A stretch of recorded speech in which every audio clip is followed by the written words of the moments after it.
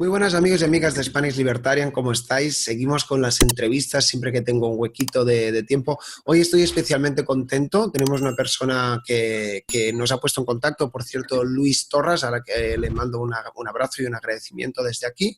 Antes de continuar con el vídeo, me gustaría comentaros que estoy colaborando con la editorial Unión Editorial. Si seguís el link que hay en la descripción, todas las compras que hagáis en las que introduzcáis el código SPALIB, SPALIB, tienen un 5% de descuento. Además, los envíos son gratis si resides en España y si haces una compra superior de 20 euros te regalan el libro autobiográfico Hayek sobre Hayek. Sin más, os dejo continuar ver el vídeo, pero os animo a que entréis en este código de descuento. Tenemos con nosotros a un economista, también él es académico en el Cato Institute, muy vinculado al tema de la consultoría estratégica y los think tanks. Vamos a estar hablando sobre todo y sobre nada, pero sobre todo vamos a estar hablando de su último libro. Tenemos con nosotros a Lorenzo Bernaldo de Quirós. Lorenzo, ¿cómo estás? Muy buenas tardes, muy bien. Muchas gracias, Ignasi, por tu invitación. El placer es mío. Hace tiempo que más o menos te voy siguiendo, sobre todo por tus vídeos de YouTube, algunos que vi en Civismo, que la verdad que me han gustado bastante. Luis, que también ya es un amigo de este canal, me recomendó que conversara contigo, y aquí estamos. Vamos a pasar un rato, te vamos a conocer y vamos a conocer tus ideas, que es de lo que va todo esto. La primera pregunta que siempre hago es que por favor nos hables de ti. ¿Quién es Lorenzo Bernaldo de Quirós? Si quieres, háblanos de tu parte profesional, intelectual o de la carrera liberal también, y a partir de ahí vamos tocando varios temas. Así que cuando quieras.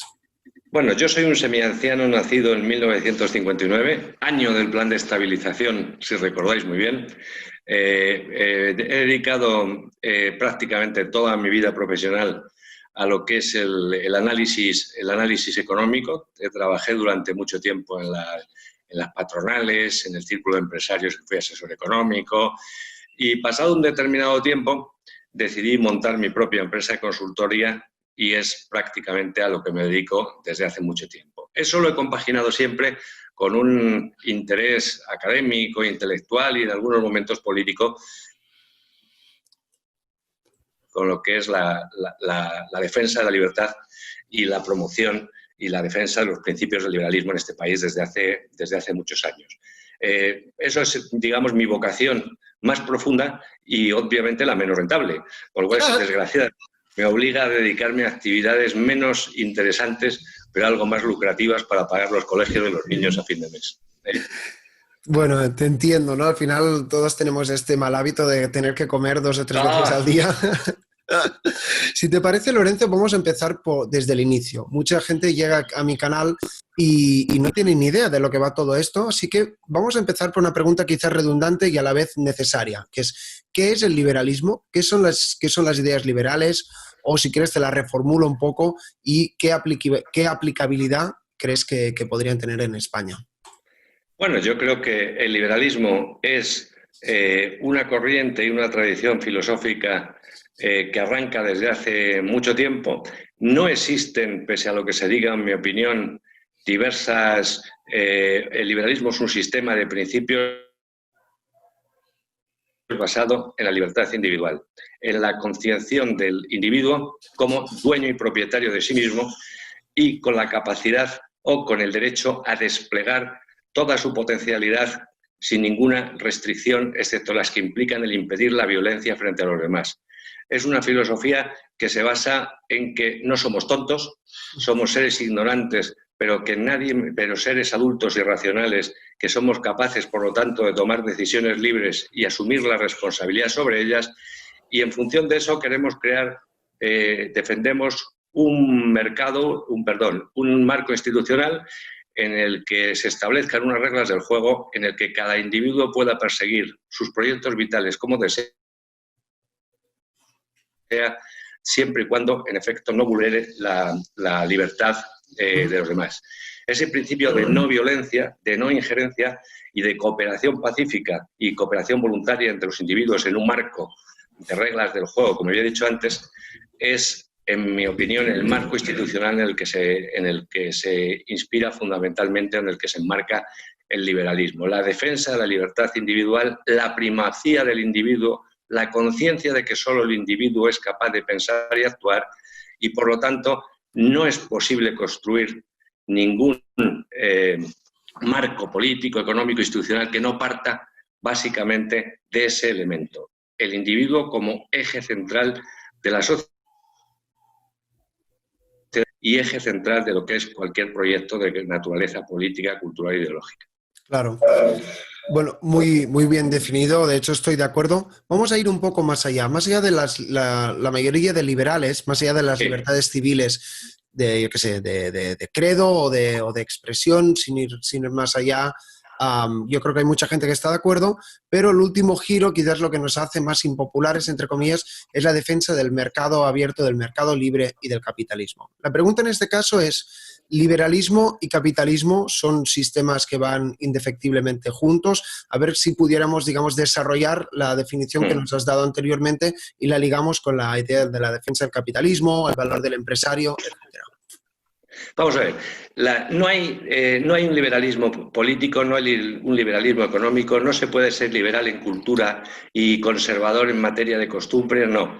El liberalismo es un sistema integral de principios, en el que todas las libertades se sustentan y se soportan unas como otras, en el que, como en una bóveda, si eliminamos de ese sistema de principios cualquiera de las libertades, todo el edificio se derrumba. El capitalismo y el liberalismo son la cara y la cruz de una misma moneda. La libertad económica, ligada al derecho de propiedad, es inexorablemente una consecuencia de la libertad política y es una consecuencia del principio básico de que el individuo es dueño de sí mismo. Claro. Ese individuo dueño de sí mismo lo es por dos razones fundamentales. Una, que no necesita ninguna justificación filosófica o instinto de conservación. Necesitamos ser dueños de nosotros mismos para poder vivir, para poder sobrevivir en ese entorno. Y somos dueños de nosotros mismos y todas las libertades se derivan, en mi opinión, de ese principio básico de propiedad del individuo de uno mismo. La libertad económica y el capitalismo es la expresión de la libertad individual en el ámbito de las actividades económicas y mercantiles. Por lo tanto, es indisociable del resto de las libertades. El liberalismo, como decía antes, es un sistema integral de principios. Muchas veces oímos, yo soy liberal en economía, pero soy conservador en materias morales y tal. Eso es un tigre vegetariano y es liberal o no se es. Y no se puede ser liberal a medias porque eso es ser otra cosa. Se desnaturaliza el fundamento básico de los principios liberales. Claro. Bueno, me está gustando esta charla, está siendo muy, muy didáctica y de hecho te diré incluso que vayamos más allá y lo conecto con tu penúltimo libro, Por una derecha liberal. Entonces, la pregunta que me viene a la cabeza, hemos entendido el liberalismo y capitalismo como las dos caras de la misma moneda, me gusta esta idea. La pregunta en este caso es, ¿el liberalismo es de derechas, no es de derechas? No sé si incluso lo que dijiste en la tesis de tu penúltimo libro entra en contradicción con el pluralismo liberal del que hablas en el último libro, pero si te parece, centrémonos en la idea de tu penúltimo libro y luego ya hablaremos del último. ¿Por qué situé al liberalismo en la derecha ni en la izquierda? Es decir, en el juego del triángulo de Hayek, el liberalismo está en medio, pero no por razones físicas, no es el centrismo, está porque es una idea con una consistencia, un sistema de ideas con una consistencia propia. ¿Por qué lo situé en la derecha? Por razones, digamos, si me permitís, hay puramente tácticas, porque yo pensé y sigo pensando que la derecha española, que no ha sido históricamente liberal, sino más bien aliberal muchas veces o iliberal a lo largo de la historia, debía de encarnar lo que eran los principios básicos del liberalismo frente a los nuevos colectivismos de la derecha conservadora, del populismo de derechas y frente a una izquierda colectivista. Yo, desde ese punto de vista, por eso lo situé en la derecha, recordando de alguna manera también cómo la revolución de los años 80 habían sido partidos, digamos, conservadores en el sentido del nombre, como el Partido Republicano con Reagan, o el Partido Conservador con la señora Thatcher, que habían convertido de alguna manera el liberalismo en el eje central de su discurso como el elemento de antagonismo y de combate frente al colectivismo de izquierdas. Me da la sensación de que mis esfuerzos por convertir a la derecha en derecha liberal no han sido demasiado fructíferos.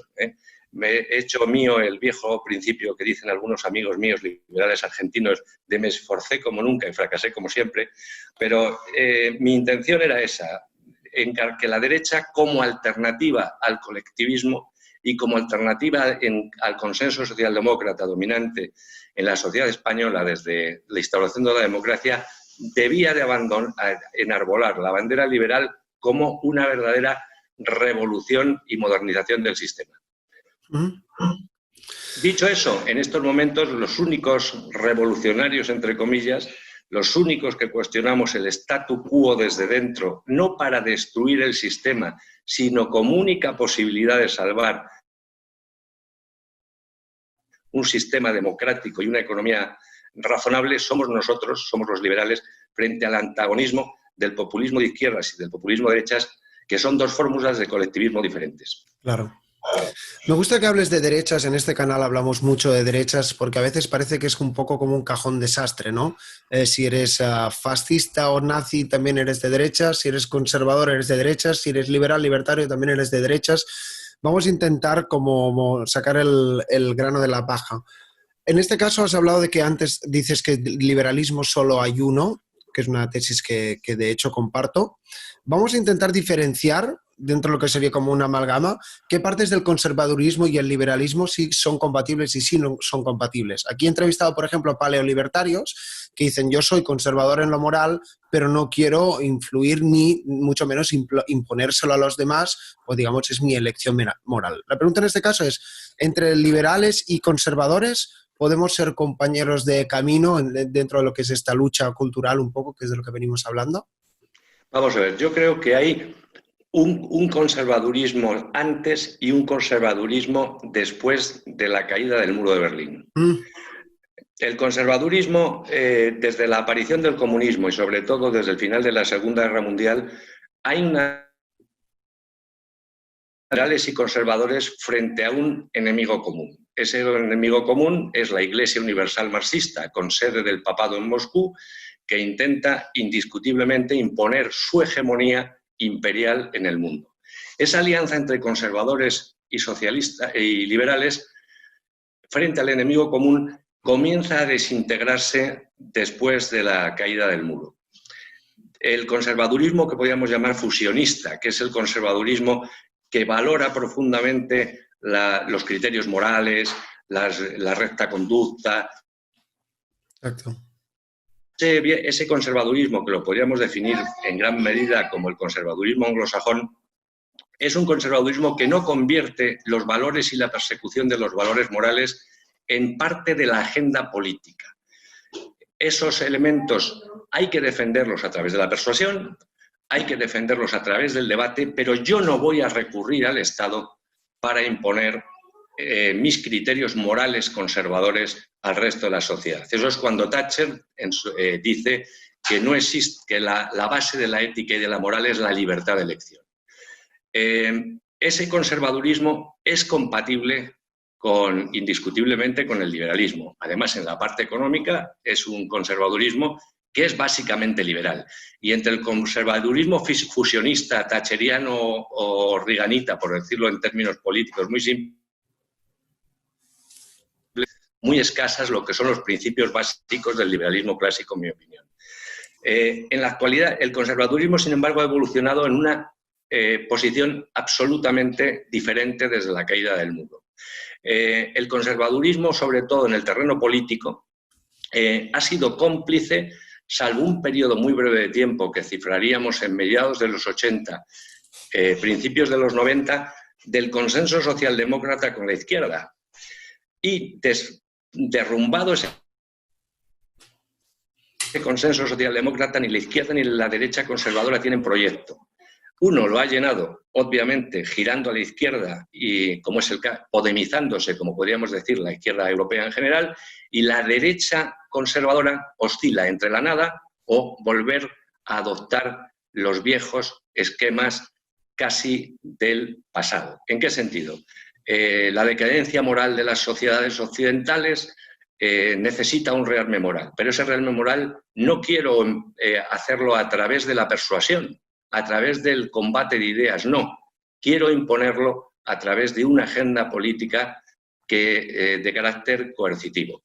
La globalización está muy bien, pero es una amenaza para la identidad de los Estados-nación y, por lo tanto, eso pone en riesgo lo que es el hábitat natural en la que el hombre solo tiene sentido. Es decir, la derecha conservadora se ha vuelto a transformar de alguna manera en una derecha colectivista. La única diferencia con la izquierda es que ese colectivismo solo varía en contenidos. Unos quieren imponer su agenda identitaria por decreto y los otros también, pero de signo contrario. Los dos hacen indisoluble al individuo de los colectivos a los que forman parte. Y eso yo creo que es la principal revuelta en estos momentos contra las democracias liberales y las sociedades abiertas, es la de una izquierda y una derecha que se han vuelto las dos colectivistas y que en el fondo entre las dos socavan los fundamentos de la democracia liberal y del capitalismo tal como lo entendemos. Yo no creo que sea posible en estos momentos una convivencia o un punto en común entre este nuevo conservadurismo, si le llamamos en esos términos, y el liberalismo. El liberalismo se ocupa de lo público, no de lo privado. Y este nuevo conservadurismo tiende a convertirse clarísimamente en un factor de determinación forzosa para los demás de lo que la vida es buena. Su reacción frente a una izquierda que quiere imponer por decreto sus valores y su concepto de la moral es exactamente la misma para imponer los suyos. Y yo creo que estamos en una situación en ese sentido terriblemente complicada, porque los conservadores han abandonado en gran medida el barco de la libertad. Claro. Entonces, bueno, entiendo tu diagnóstico. Si te parece, hablemos de solución, como mínimo desde el prisma liberal. ¿Crees que esto puede que genere una oportunidad, incluso para las ideas liberales, o por contra, el liberal que parece que nunca se casa con nadie, pues hace que sean menos vendibles estas ideas porque al final, pues las dos tesis también, parafraseándote, ¿no?, terminan de ser las dos caras de la misma moneda, que al final es el colectivismo, que es de lo que mencionabas? Sí, vamos a ver.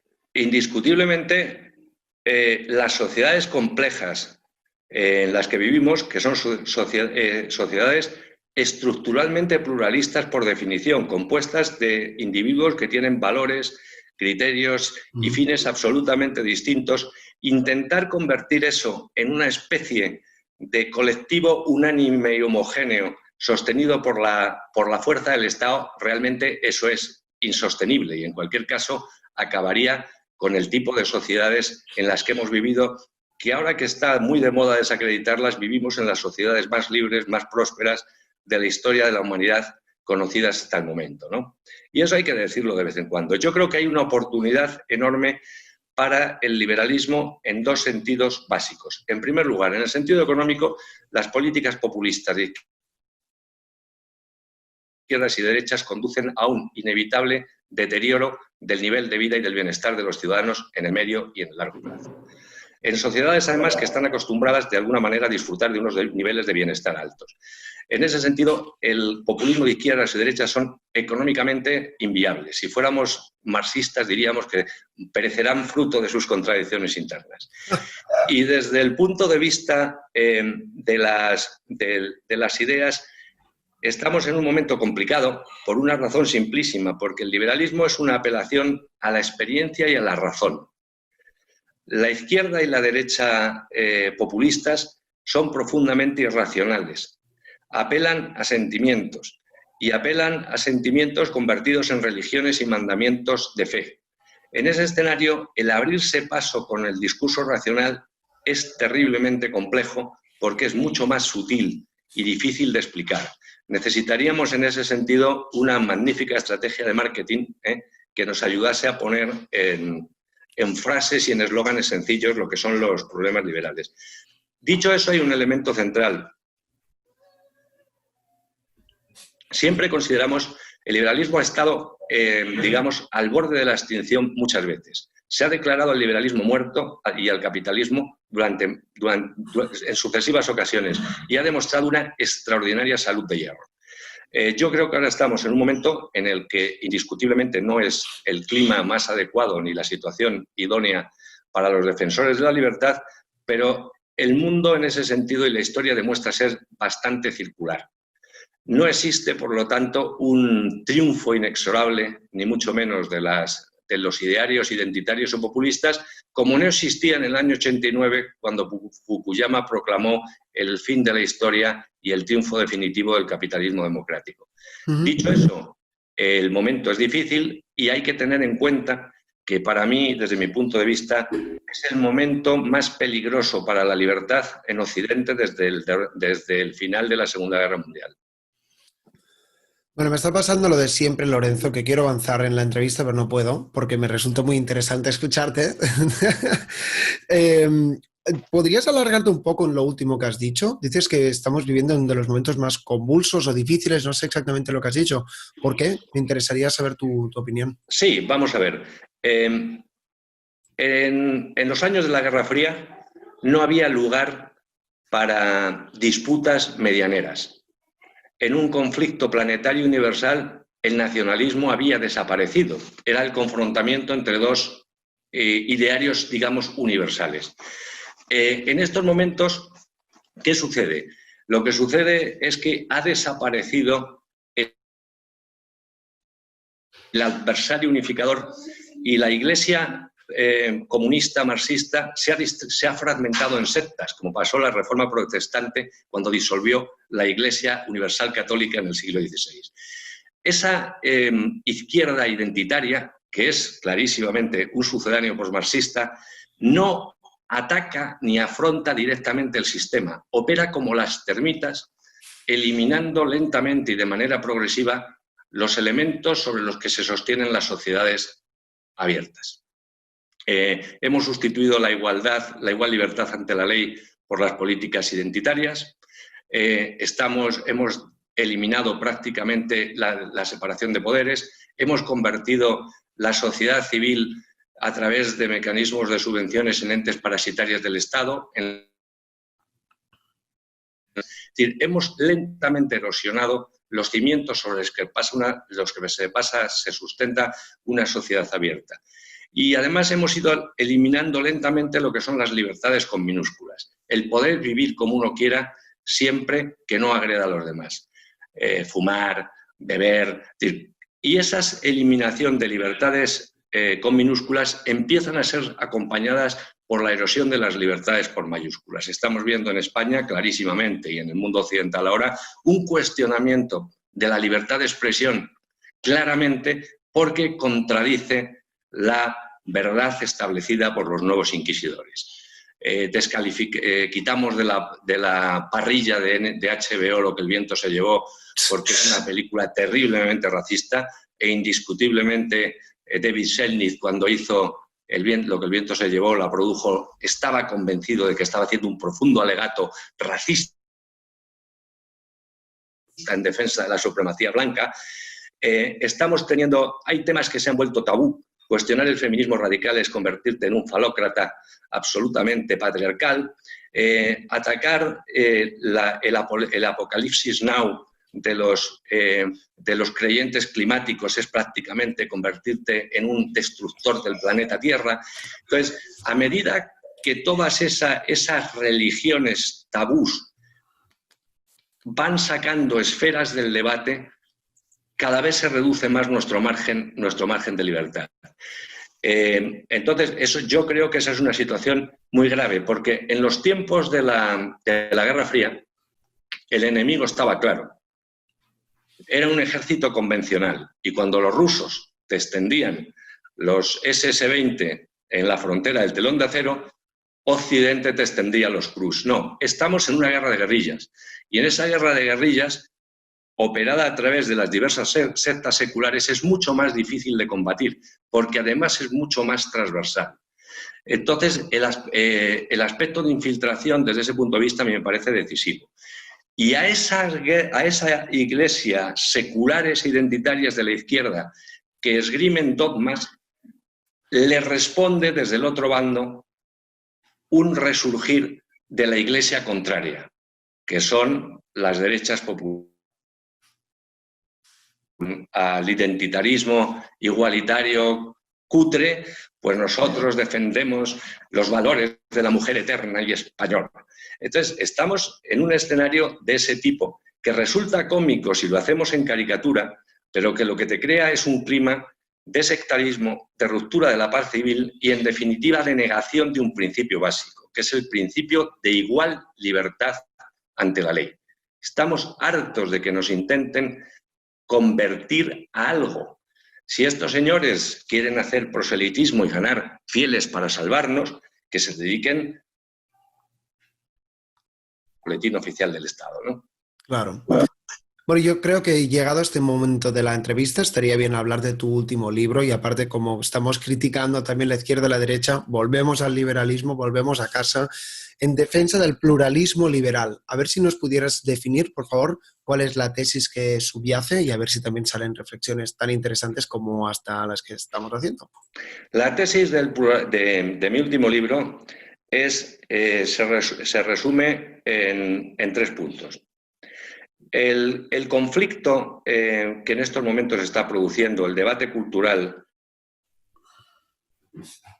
en las sociedades occidentales, con la emergencia del populismo de izquierdas y del populismo de derechas, de manera muy simplificada, tienen un sustrato moral, que es el conflicto tradicional y milenario entre lo que llamaba Popper las filosofías monistas frente a las filosofías pluralistas. La izquierda y la derecha populistas creen que existe una verdad moral, un concepto de la vida buena que quien no lo conoce o no es capaz de descubrirlo o es tonto o tiene mala fe, y el Estado tiene el derecho y el deber de imponer por la fuerza ese concepto de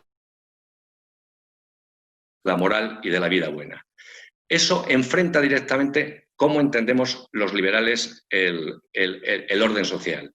El orden social no es un orden de colectivos, es un orden basado en individuos libres que deciden cooperar de manera voluntaria dentro de unas reglas de juego que podríamos definir en el principio de igual libertad ante la ley.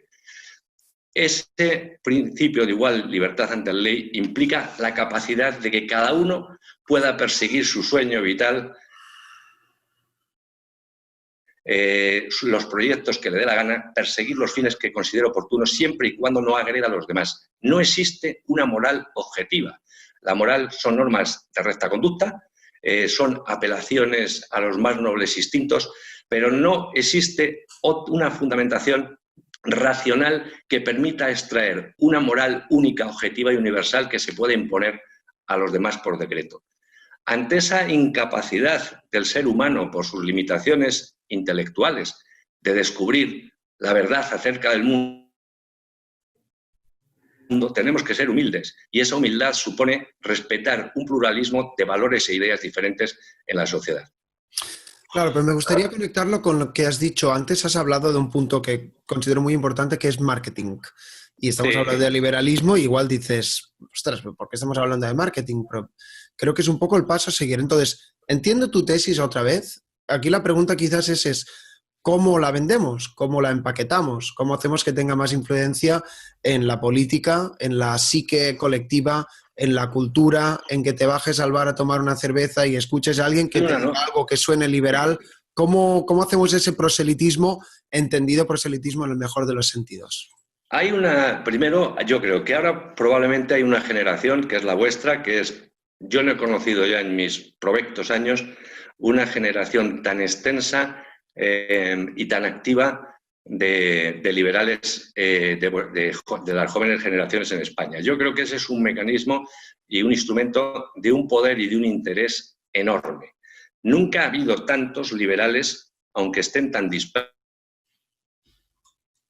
como siempre, como ahora. Y nunca ha habido tanto activismo, quizá gracias a instrumentos como el de las redes sociales, que permitan extender de tal manera el mensaje y el discurso liberal a públicos mucho más amplios. Yo creo que hay que ir siendo cínicos en ese sentido, un argumento bastante simple, y es decir, estamos hartos de que usted considere que somos subnormales. Es decir, yo sé mejor que cualquier burócrata o político lo que me conviene. Sé muchísimo mejor que cualquiera de estos caballeros lo que hacer con mi dinero. Es decir, hay que apelar a individuos adultos, racionales, capaces de dirigir su propia vida y no dejarse pastorear. Al final, el liberalismo y la libertad lo que te implica y lo que se traduce es un elemento fundamental, que es la responsabilidad de vivir. Y la responsabilidad de vivir es la de vivir como un hombre libre que persigue sus propios fines de acuerdo con sus propios criterios y su propia racionalidad. Claro.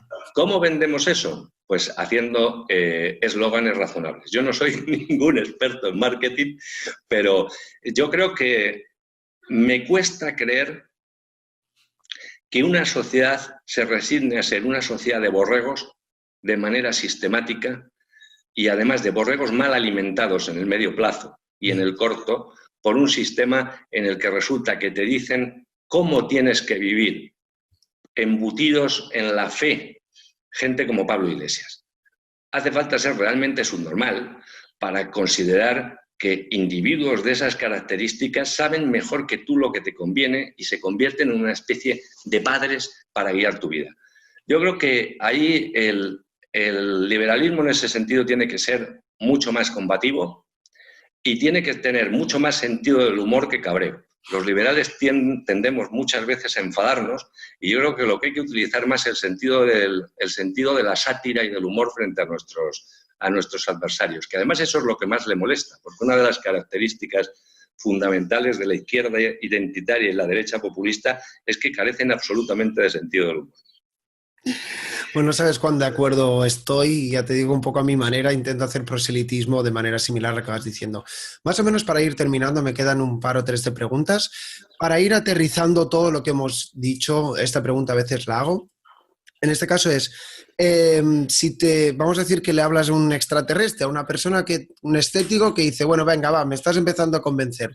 ¿En qué momento de la historia o en qué etapa o en qué país o qué líder, incluso un gran reformista, te inspire o digamos que podríamos tomar como ejemplo para vender mejor o para poder demostrar de que las ideas liberales funcionan? O incluso, no sé si incluso podríamos referenciar a España. No sé si muchos liberales hablan de la primera legislatura de José María Aznar como una etapa muy liberal. Vamos a ver, yo creo que los dos políticos contemporáneos que tuvieron más éxito, porque además los dos eran grandes comunicadores y grandes acuñadores de frases para vender de alguna manera el eje central del liberalismo como discurso, fueron, en mi opinión, Reagan y Thatcher. Reagan era un comunicador absolutamente extraordinario que lograba con una simplicidad magnífica resumir cosas papers profundos, y Thatcher no tenía el sentido del humor que Reagan, pero tenía esa corriente eléctrica de transmisión que era absolutamente fantástica. Con la mujer de hierro, ¿no? No por casualidad. Y los dos hicieron dos revoluciones pequeñas, pero entonces muy grandes. Ahora, visto en perspectiva, nos parece que los cambios que se produjeron en Estados Unidos y en el Reino Unido en los años 70 siempre nos parecen insuficientes a los liberales. No llegaron más allá, es cierto, pero el punto de partida que se nos olvida que es que en los años 80, finales de los 70, Occidente estaba en plena estanflación, los rusos habían alcanzado su máxima extensión imperial, todo el mundo hablaba de la decadencia inexorable del mundo occidental y estos dos personajes lograron invertir el curso inexorable de la historia que parecía llevar a la decadencia. Y lo hicieron indiscutiblemente con ideas liberales, no totalmente liberales, porque la praxis obviamente de la política te introduce restricciones, pero el eje central de su discurso fue un eje central liberal y funcionó. Ahora nos falta eso, es decir, no hay líderes políticos que asuman como eje de su discurso central el liberalismo. Tenemos un entorno tan complicado como el que teníamos o más en esos años tenebrosos de los que hablo, y tenemos, además de eso, una situación económica que se imputa a una crisis del neoliberalismo, cosa que nunca he sabido lo que es, cuando es en definitiva la crisis que estamos viviendo es el agotamiento del modelo socialdemócrata.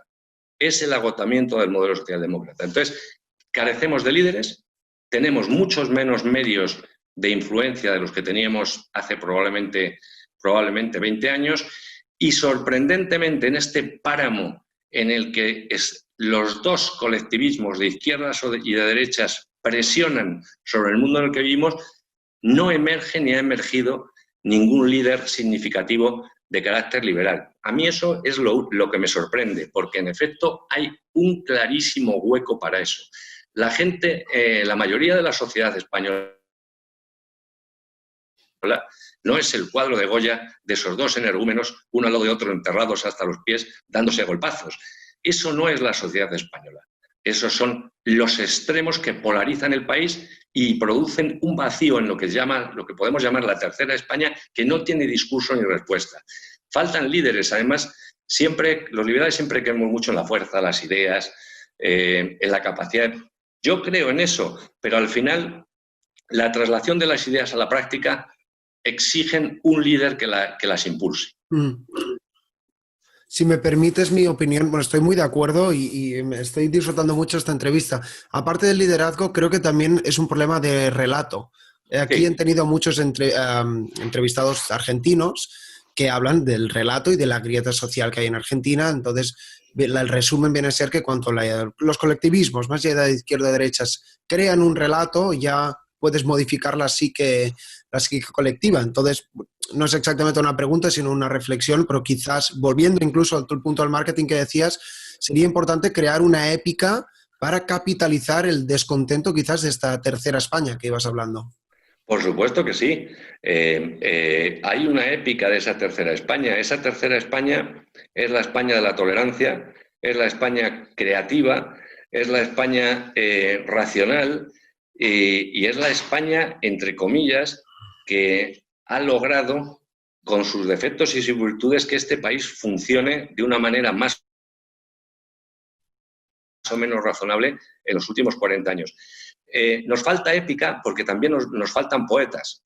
Es decir, hemos perdido de alguna manera autores magníficos que tenían una capacidad de divulgación extraordinaria. Milton Friedman era un premio Nobel complicadísimo y tal, pero era un divulgador extraordinario. Esa mix que existían en los viejos liberales, que la alcanzaron además porque tuvieron que desarrollar capacidades divulgatorias y pedagógicas en ambientes muy hostiles, como eran los de los años 30 y 40, eso se ha perdido. Ahora casi todos los economistas liberales lo que hacen son ecuaciones y fórmulas. Son incapaces de bajar a poner en síntesis y mensajes los discursos fundamentales. Y yo creo que eso es absolutamente fundamental.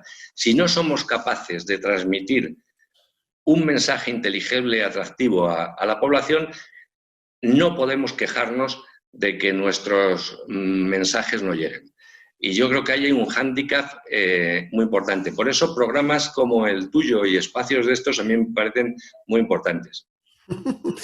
Bueno, gracias por el cumplido y me gusta terminar las charlas con autocrítica porque siempre digo, ¿no? La honestidad es la mejor política y a veces aceptando los errores también los podemos solventar y subsanar. La última pregunta, siempre termino las entrevistas igual. En este caso llevamos como 40 minutos aquí hablando. Vamos a decir, si alguien ha llegado hasta aquí a lo largo de la entrevista, que espero que sí, ¿qué consejo le pudieras dar? Tú que eres economista y también estás muy metido en el mundo de las ideas, la consultoría estratégica, también he estado viendo tu currículum, es impresionante. ¿Qué consejo pudieras dar para un espectador, para un joven liberal? Bueno, es una pregunta un poco abierta, Lorenzo. 3 cosas fundamentales. La primera,